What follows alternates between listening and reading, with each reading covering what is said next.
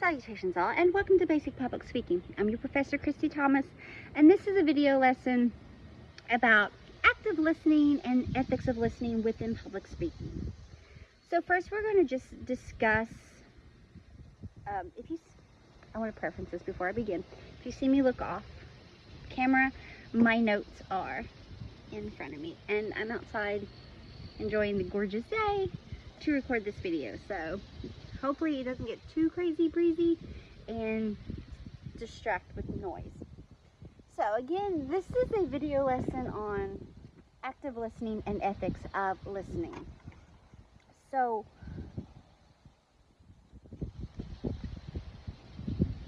in the realm of listening, active listening, public speaking, or just active listening in general,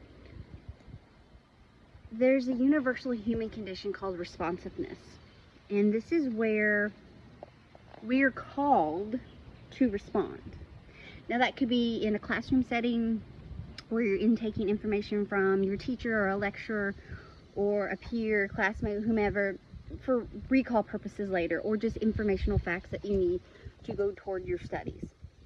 Or it could be someone talking to you in the hallway or across the room, or someone calling you or texting you or direct messaging you. That's all part of this human conditioning of responsiveness. So that's when I say we are being called to respond, and that's where active listening comes in. So before we even move forward any more into the realm of ethics of listening, hearing and listening are two different factions. And I know you're probably thinking, but they're the same thing. Nay, they are not. If you recall, I'll do a little quick notes for you. When it comes to the communication process or theory, you have a sender and a receiver. So point A, person B. And then you have encoding and decoding. Encoding and the message. So the message is encoded by the person sending it. And they take their information, how they want to present it, and then they send the message. And that message can be face-to-face or electronic mediated communication. And that's computers or cell phones, social media. That all is in the electronic world. Face-to-face is pretty straightforward. Face-to-face. Well, we are not face-to-face, but if you were to be talking to someone at school or work or just everyday life that you hang out with. So, when we go back to listening and hearing, hearing is the actual vibrations that enter your ear. So this is what someone is saying, and we're going to come into this too, but other things come into factor besides the words. But this is what you actually hear. The actual biological, scientific process of sounds entering your ear and breaking down. Whereas listening is with purpose, with intent. That's the easiest way to say it. That's where you are actively taking in information. Because and we're going to loop back to this in a minute, because we have external and internal things that will affect our everyday listening. But that's where if you're in a classroom setting, again, taking in information. Perhaps you have a test or an assignment, or this is something that is needed to progress forward in the lesson. So you're taking in information. Or if you're talking with a friend, it could be pertinent information just for the conversation itself, or backtrack off of previous conversation or future endeavors. So you see where it comes with listening and the difference between listening and hearing. Hearing is what actually the sound vibrations. Listening is what we choose to focus on in a conversation. So moving forward in the active listening ethics part of public speaking, when I say listening, common sense is telling us it's the counterpart to speaking, and it is, but it's also I want you to take in, and this comes again, we go back to the communication process theory world where it comes to encoding and decoding. You're taking not only the verbal, but you're also taking the nonverbal. And there is lessons that we discuss as well throughout this course, and I will harp back on it, the nonverbals. And nonverbals is everything besides the actual words that come out of your mouth. So it could be the tone upon which you speak. It could be your body movement, your facial expressions, your distance from each person if it's a face-to-face situation. And if it's electronic mediated communication, it could be use of emojis or symbolism, abbreviations. All that comes into play when it comes to listening. And again, it's part of that encoding, decoding. And a lot of it's based off our relationships with whom we are speaking to. You're going to talk differently to your buddies than you would your parents or your siblings or your teacher or a boss or a coach, whatever the case may be here. It can be the same message per se, but you're going to present it differently. So in the process of listening, remember this is both the verbal and nonverbal world that we are actively taking information. How we actively take information is based off of who we are as a person, how we got to the point we are. And what I mean, how do we get to the point we are? This is the environment that we are in, have been in, have created, have been raised in, our background information, the history, the context. There's so much to play when it comes to listening to messages that it's a unique situation, each person, each transaction. And I'm saying listening and responding as transactional for the simple fact it's a back to forth situation. And again, that goes back to the communication process and theory that there's a module on. So if anytime you're confused when I'm discussing it, you can always click back to that module, and there is a documents presentation, a video presentation, excuse me, and also there's imagery. So it kind of breaks it down a little bit easier. But if you think of it as a circular world, you know, your encoder is sending the message however they choose through whatever medium that they choose, and they break it down. And it could be what things mean to you. So if you're talking to a buddy, you may have a secret language or an inside joke, and that comes into play with communication that you may not have with another person, or that's where transactional comes in. So I want you to really think of active listening as a unique experience, because if a room full of people listen to the same teacher or lecturer or presenter, each person's going to take away something completely different. And it's because what they're actively choosing to listen to, what they hear, remember that's the actual physiological process of vibrations entering your ear. And it's also based off of beliefs and values and your core system, and what you think and feel. All that comes into play with listening, and what you see non-verbally. What someone may see as standoffish and arrogant, another person may see as confident. Or as what another person may see as aloof may seem jovial and fun to another. It all is a unique experience. So I want you to really think about that with your transactions. And again, I'm saying transactions, with your communication with whomever, family, friends, significant others, teachers, professors, instructors, coaches, leaders, whatever. So as we move forward, in the unique experience of active listening, this is where I said we were going to talk about, there's noise. There's external and internal. Now, external is pretty straightforward. It's the world going on around you, and that can be distracting. So if say you're in a classroom setting and they're cleaning or cutting grass, or they're doing some construction, you may be distracted by the noise. Or if there's phones going off or alarms going off, that's what we're talking about, external noise. That's what's going on in the outside world that can cause distractions in our active listening.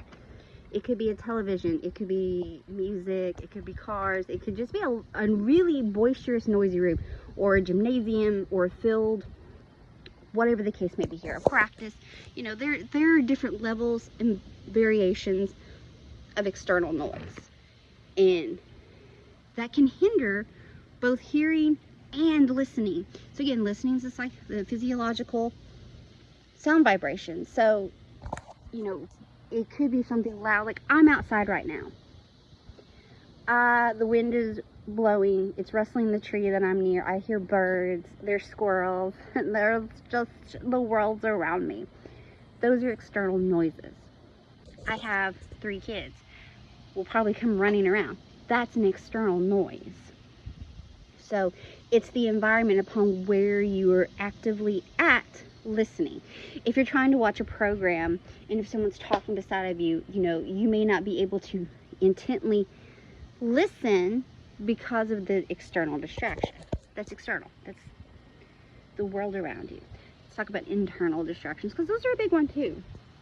Sometimes, excuse me, I speak a little faster than my mind works sometimes, so my words get a little jumbled. Let's try that again. Internal distractions, internal noise. This is what's going on inside of you. So sometimes we're having a bad day, and that can distract us from actively listening and hearing as well, because things that might be clear maybe become muffled because we're inside ourselves. And this could be, it doesn't mean just because you're having a bad day. You could be really elated because you got some wonderful news and you're just really excited and you wanted to share. So your ability to intently listen and purposely listen and hear are not as strong as what they would be normally because of these internal. You could be sick, a cold, allergies, just maybe you woke up late, or there's like a series of misfortune events. You wake up late, you miss your bus, you get to school late, you get to work late, you get to practice late. There's just, you know, everything in the world's going on. Or, you know, you heard that you made this team or you made that, or there's this big game going. You know, there's so much going on. So you battle not only with the world around you outside physically, but you deal with the inside psychologically as well. And both those can affect our hearing and listening. And again, because I love to repeat things, that's who I am as a person. Hearing is a psychological, physiological process of the vibrations that enter our ears.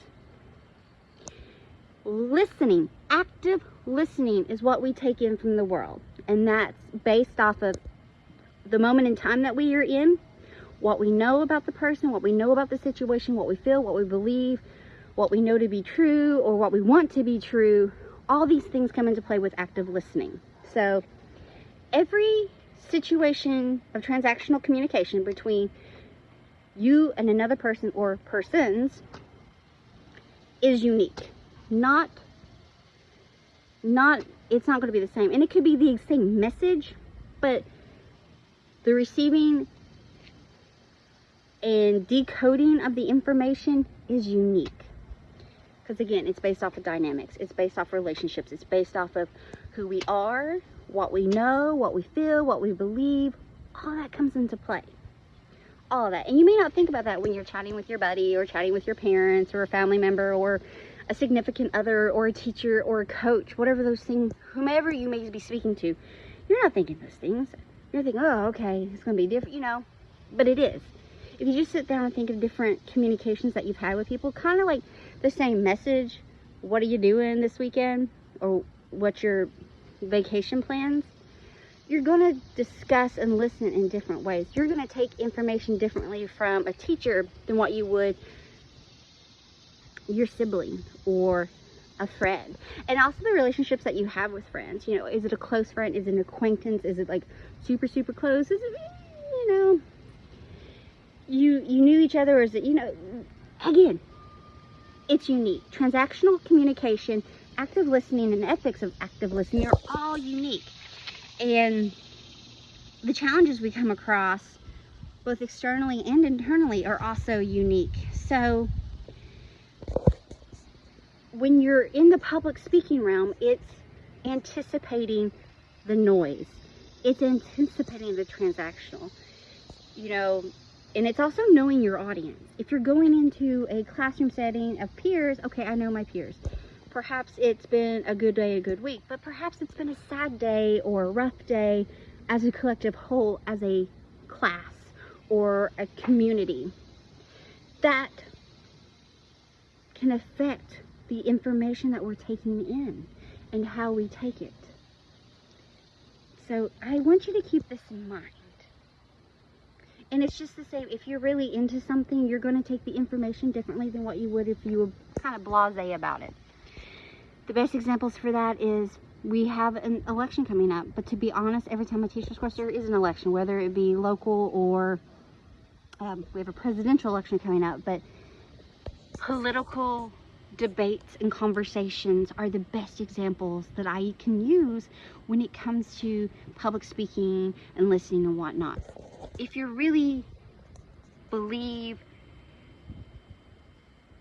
in the message of the sender, of the speaker, what they stand for, what they want to accomplish, what they say they're going to put forth in life, what they want to do, you're going to listen to the message differently if it was somebody you don't agree with, if that makes sense. So it's being aware that we have, again, and it's all based off the unique communication styles of our relationships, our beliefs, what we know, who we are and where we are at that point in time. So that's really kind of what I wanted to jump on here and talk about with the active listening.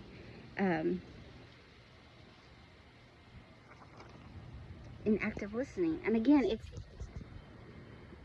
you have the internal, which is going on inside of you, and external is what's going on outside of you. But when it comes to interpreting messages, it's not just the verbal, which is the words that leave your mouth or the words that leave the sender's mouth, but it's also breaking down the nonverbals. And nonverbals are your body language, how you stand, proximity to whom you're communicating with, the tone, the tone, and the pitch. When I say tones, Cliff Notes version. So if someone says, if you ask someone and they say that they're okay, but they say it in a tone like, I'm okay. There's a difference. Obviously they're not okay. So then you have to internalize, you have to take in and decode. Do you know if something happened that would make it okay? Did they get, some bad news? Are they tired? Are they sick? Or, what could cause them to say, yeah, I'm okay, but when in reality, they're not okay.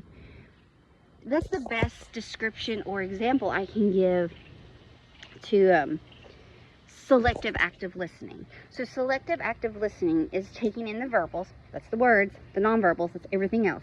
Tone, pitch, intonation, rate, body language, you can be open, you can be closed, all that comes into play. Proximity is how close you are to someone else, and sometimes proximity is just a given in the situation. If it's a presentation to a course, you have the proximity of the presenter to a large group. But if you think about proximity on a one-on-one basis, how close you stand to someone, that can also speak a lot with the language as well. So all that comes down, and that's all that with the beliefs and the cores and all that falls into selective perception. It's just taking what you like. It's just, you're selecting. It's the easiest way to say that. But I also kind of want to touch base on misunderstanding when it comes to listening, and this really falls even more so heavily when it comes to electronic media communication. And I'm sure you have had some form, whether it be a text or direct message or something over social media, get taken out of context. You send a message and the other person responds not in the way you intended the message to be sent. And it's easy to do because with electronic communication, with EMC, you can't control, tone is not obvious. You can slide in an emoji, or you can slide in slang or abbreviations, or like the LOL or ha ha ha, or the dead, the skull and stuff like that.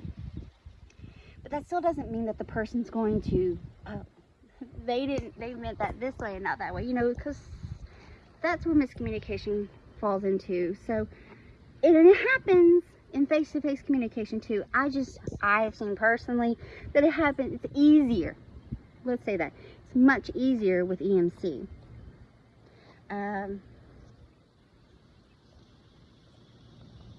So we've talked about the different things that happen. Also with internal listening, like internal noise for listening, it could be, we're just in a daze. You know, I know in springtime, when spring happens after we've been in a long winter of cold and wet and snowy and ice and just blah. And when the sun starts coming back out and it gets nicer out, daydreaming, you're there and you're hearing noise, but are you really attentive enough to that noise to break it down to selectively listen or actively listen? All that comes into play. And then also with active listening, it's the recalling situation. So you've gone through the spiel of you've heard, you've listened, you've selected, and the way it comes back for recalling is there's understanding, and then there's like responding, paraphrasing, and clarifying. So it could be you have to, what's the word I'm looking for here? Maybe it's not report, but it's in that realm. This information, be it on a test or a presentation or just talk back, you know, ways that we show that we're listening or understanding is that we ask questions. We ask for clarification, or we can even paraphrase or recall what has been said. If you think of papers that you wrote and perhaps you have paraphrased or quoted someone, and quotations and citations come into play with speeches as well, and plagiarism comes in with that, but that's a whole nother world I'm not getting into on this lesson. But those are ways to show or acknowledge that you've been hearing and listening. You know, that's where, well, I heard you say this, but what exactly do you mean? Or could you tell me in more detail what you are asking for here? Or, well, you said on this day, you know, is that going to be on the test? So that's what we're talking about when it comes to recalling, is, or ways to show that you are hearing and listening, is by recalling, asking questions, clarification, just kind of regurgitating what you have. All that comes into play, paraphrasing, and in the realm of public speaking, I'm going to end on this idea or note here. In the realm of public speaking, sorry, my pen was trying to go away. Generally, there's an audience. You know, think of commencement speeches or political speeches or local speeches, for, you know, clubs, organizations you may be a part of, teams you're a part of. So you're all there for a reason. That's where the collective mind comes at. And in public speaking, the ethics of listening is you're coming in with the intent to listen. It could be you're learning new information, or it could be clarifying something that's coming up, or role distribution, or schedule discussions. But as a group, you're coming together for a specific purpose. You know, at work, it could be a meeting, just maybe there's weekly meetings where you work. It could be weekly meetings with your organization, and perhaps you have something coming up. It could be something with the charter. It could be something you're doing with the community. It could be just something you're doing at the school or within the group itself, dues or a trip. It could be with your team. It could be the next game coming up and strategies, or it could be, you know, perhaps you have a tournament coming up or a competition coming up. So you're getting together to discuss, well, we're going to meet this day, and this day. You need to bring this, you know, a preparedness type situation. But you're coming together as a group to listen. So in public speaking with active listening with public speaking, not just your unique and again, it will be unique what you hear versus what your buddy hears. So you may exchange notes at the end of said meeting or presentation, but the whole comes together for a singular objective. whatever it may be, but is to listen to the speaker about it. What we talked about with the external, internal noise, what's going on, this or that, where we are in our life, all that takes effect on what we actually take in.